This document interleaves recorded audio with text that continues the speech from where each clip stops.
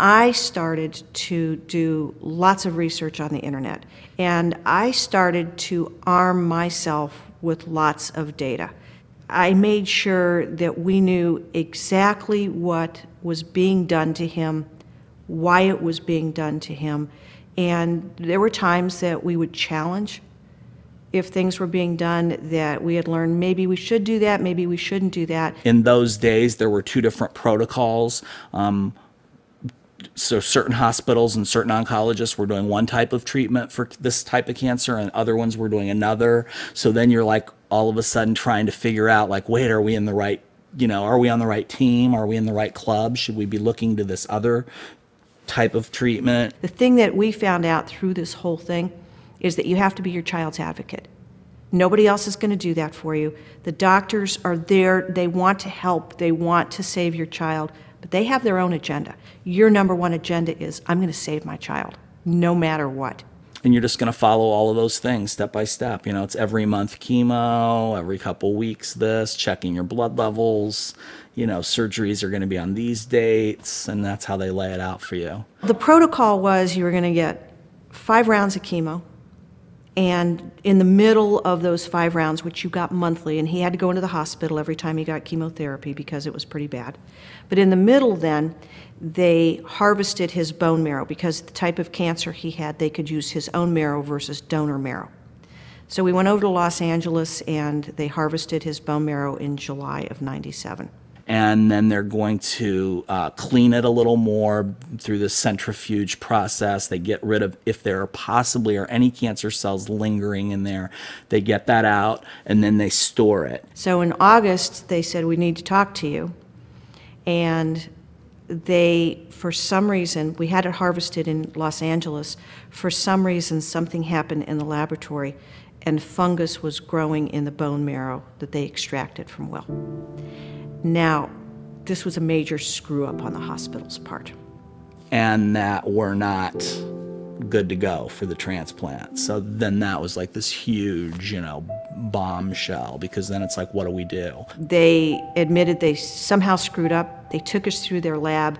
They said, here are the changes that we're going to make in our lab. They were profusely apologetic about what happened and said, we ensure that this is never going to happen here again in Children's Hospital of Los Angeles. And of course, they were going to pay for the next bone marrow harvest. And Paul and I said, okay, we understand mistakes happen. Let's just get our son fixed. That's our most important objective, is let's get him fixed. Having his bone marrow transplant, he got some crazy infection that they had never seen before, so he had like all these dark patches and was peeling, and they didn't really know. They're like, well, we don't know, and then they call in like an infectious disease specialist. Transplant was nasty. It's the very worst thing that you'd ever want to go through, because with a transplant, what happens is they take you on to the brink of death, which they completely wipe out your immune system.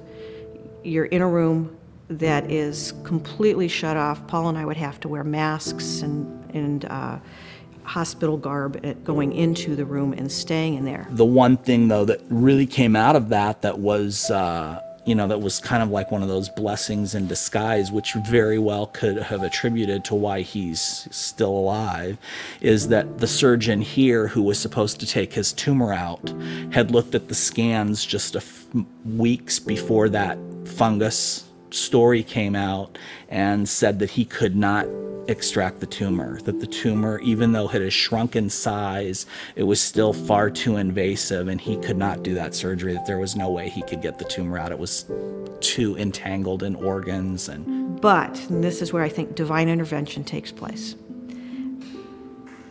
The doctors in LA, because they messed up, they said, let's have a doctor here look at his CT scans, which I don't believe ever would have happened if this wouldn't have occurred. But once again, they want to please us. So they had a doctor named Duncan Phillips look at the CT scans.